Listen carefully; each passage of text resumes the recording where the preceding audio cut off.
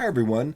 My name is Dr. Mike, and this is a Saving Savvy episode. Today, I'm going to talk about something a little bit different than what I normally talk about. What I'm going to talk about today is hiking.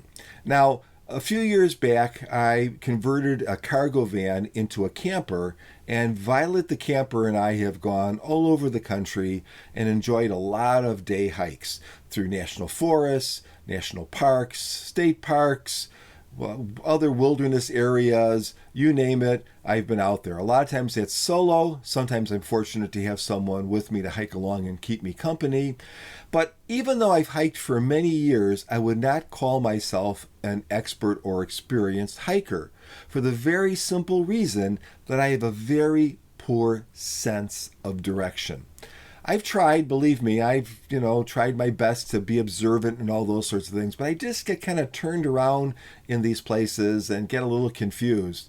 And because of that, especially when I'm hiking on a trail that I'm not completely familiar with, I'll usually carry a backpack, and in that backpack I have what's called the Essential 10.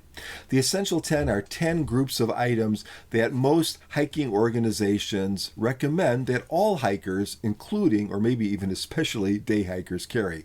What are they?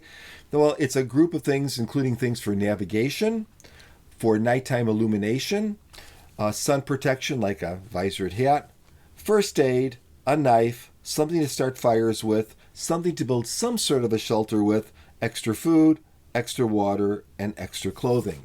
Now, because I have a poor sense of direction, I have this Essential 10, but I sort of emphasize the navigation. So I'll even carry around with me a GPS unit. Just this way, I can say, oh, was it this way or that way? And this will then give me the information that I need.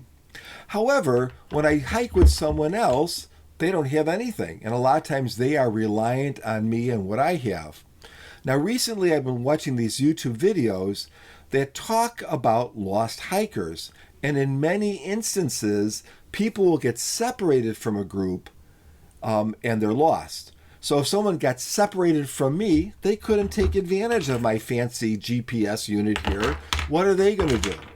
And so I thought I would come up with a little pack of something, which is this. This is less than a pound, that they can easily throw into their backpack. And this is going to help them survive or at least get noticed if they are lost on the trail. Now, I've made this in such a way that if someone actually wanted one, if my friend's hiking with me and they want one, they can have it. Or I could even just keep it and pass it on from person to person and even take it with me if I didn't want to haul my big backpack and all that kind of stuff with me.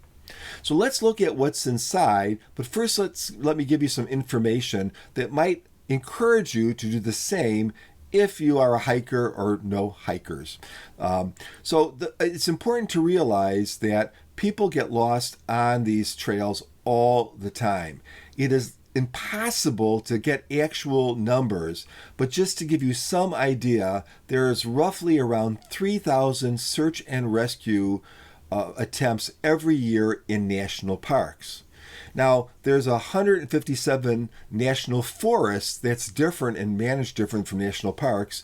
I couldn't get information on all of them, but I was able to find information on one, the Angeles National Forest. That one national forest alone in 1 year had roughly about 170 search and rescue missions. So you think about that. Well, is that all there is? Well, no. There's state parks. Do people get lost, never found in state parks? Absolutely. Even in flat little state parks by me. So I live in Illinois. You go to Wisconsin, there are some hills. It's not terribly hilly. You go to Michigan, there are some hills. It's not terribly hilly. There are cases of people getting lost in state parks and never found in those two states, and many other states too. Well, I couldn't find any information about other public lands, or I couldn't get any information on specifically on BLM land, although I do know people get lost in BLM land. I couldn't get information on reservation lands. These are huge tracts of land, or private land. But it's reasonable to say that thousands of people, thousands of hikers get lost every year in this country. The majority of them do get found, but a percentage of them never do. So how do you move yourself from that column of never being found to the column of being found? Well, at the very least, you have to survive and draw attention to yourself, and that's what this Essential 10 list is about. Now, I listed a bunch of things which I told you about earlier. Some of those are very easy to convince people to do. So there's no problem having someone, if you tell someone you got to bring water with you, they're going to bring it. If they don't have a water thing, I'll give them like a smart water bottle or something so they have water. It's pretty easy to have someone bring extra clothes and a visor hat. That's not a problem. And no one's going to really complain if you say, hey, here's a few extra Cliff Bars or some other food that you might want to carry with you. However, they often don't have or really are not willing to put together these other essential items. So let's go through again this very easy kit. 14 ounces, less than a pound. I'll show you a way to make it 10 ounces, which is a little bit more than half a pound too. So let me go to my screens here so I can look at my pictures and take you over there. So I weighed this whole kit out and it was 14 ounces flat. Again, not a very big burden to put in someone's pack. Hardly weighs anything, but we can make it lighter than that too. So what's in the kit? This gives you an idea, kind of an overview. You can see that it's very simple stuff, nothing too spectacular. I don't have a lot of duplicates or triplicates of anything here. Again, the idea is to have something accessible to a person who is not a survivalist, who's not going to know how to use a fire steel or something like that. Just give them some basic tools with the hopes that they will never have to use it. The first tool I have is a sheet of paper. And on that sheet of paper, there's just the basic stop statement that tells you to stop, think, observe, and plan before you kind of move on. I also have a list of what's in the bag and what it's used for. So obviously some things like a flashlight, it's pretty obvious. Other things a novice hiker may not know. For instance, there's a whistle in there and the universal warning is 3 short bursts followed by a pause, and then you repeat that. Well, that's stated on this sheet here, and because of that, they can just read that and hopefully follow that. It's much easier to blow a whistle than it is to scream for help. And I'm also including a little pencil and some blank space on that sheet of paper if they need to jot something down. I'm also including a compass. Now this is a very inexpensive compass.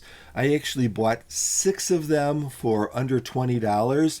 Now why 6? Well, because a lot of times if you buy stuff in quantity, you just get more. And this way, again, if someone says, hey, I want that compass, take it, no problem.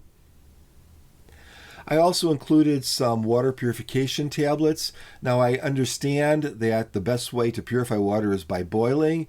I also understand that this will not get rid of cryptosporidium, but it's better than nothing. These are iodine tablets. They taste terrible, but they stay active for quite a few years.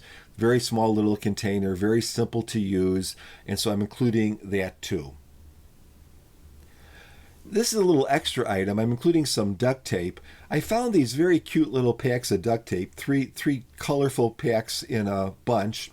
And duct tape is useful for just about anything that you could imagine, from sealing wounds to fixing gear to marking a tree, whatever you want to do. Now, you don't have to buy these cute little packets like I did. They're not very expensive. I think, what do we have here? Under $10 for 3 of them. You can just use your regular duct tape and wrap a couple of yards of it on an old credit card or around a medicine bottle or whatever you want to do, and you're going to have that duct tape available. I like the kind of gadgety stuff, so I went with the prepackaged stuff. But again, not absolutely necessary, but a very, very useful item. Something that is very necessary is something to make fire. And I'm including here a simple disposable lighter and some tinder. And on the label, it also tells you to pull apart the tinder to actually make it more active, to expose more area.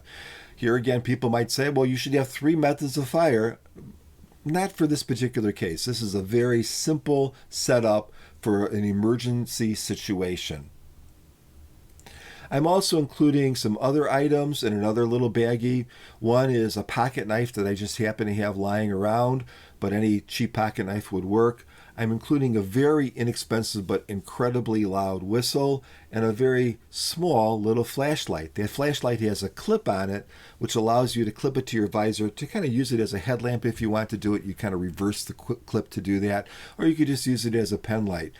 Here again, people get lost at night. They can't find their way. This might at least help them, or even help them signal a little bit.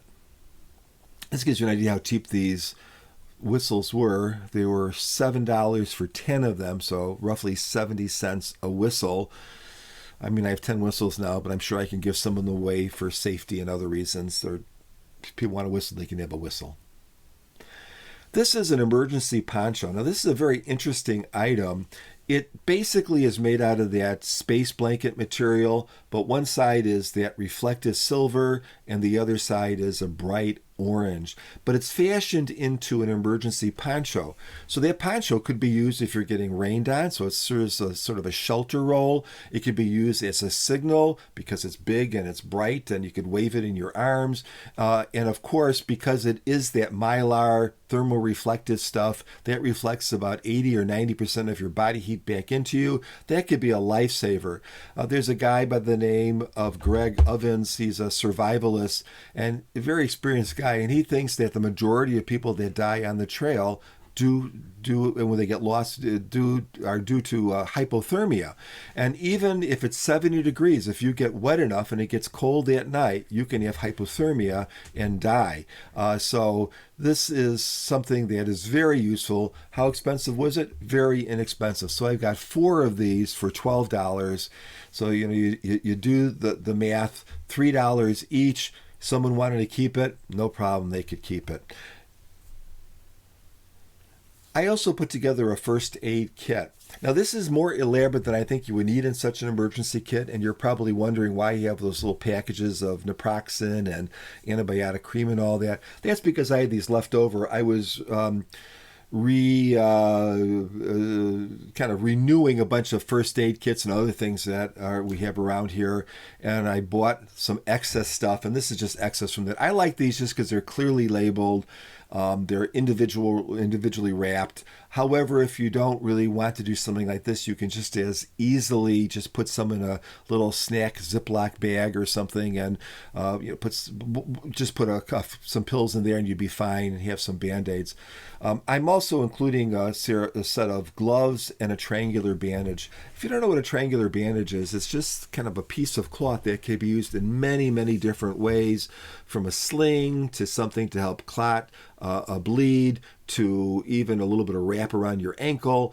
You can see videos on it on YouTube. Very inexpensive. I think probably under $1 a bandage, and very, very useful. Completely not an absolute necessity, but I think it's worth it.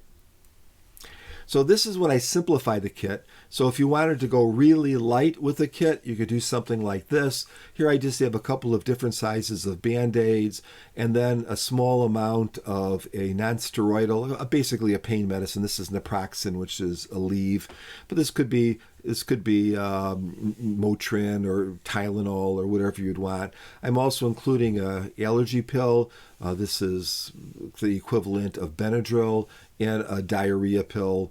The yellow little packages below are electrolytes, and there's a little bit of a hydrocortisone cream for a bug bite, and some triple antibiotic ointment, and a couple of sanitizing little wipes above.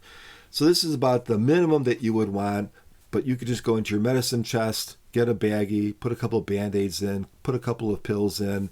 I think it's good to have the allergy pills especially, and I've used the naproxen or some other sort of pain equivalent many times if I get a headache or something on the trail. It takes a miserable time and makes it much, much better.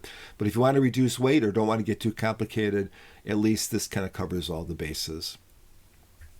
So these are the things that you could take out of the kit. So I took out the duct tape, the pencil, the triangular bandage, the all those extra packets of medicines. I did keep the ones I showed you in the last one, the plastic gloves, and also I took out a couple of the fire starters, and that was a total of 4 ounces. So if you wanted to make this kit around a half a pound, 10 ounces really, so a little bit over half a pound, you could remove this and you still would have a kit that could save someone's life. just gives you an idea. Here is the cost of these flashlights I use. I got 5 of them for $15, so about $3 each. I could easily have gotten any kind of a pen light or something from Walmart too for a couple of bucks. That would have been fine also. This is just what I happen to get. I like the fact that it had the little clip that was reversible. That could be, so I thought it was a little more versatile. So there you have it. A very simple kit that could save your life or someone else's life. If you want to know more about the Essential 10, you can just search Essential 10 for hiking. It'll pop up a million different ways, from YouTube videos to just blogs to places like REI will all list the Essential 10. You should not leave on a hike without it, or without these items. Very simple. And again, they could save your life. So take care, everyone. Bye-bye.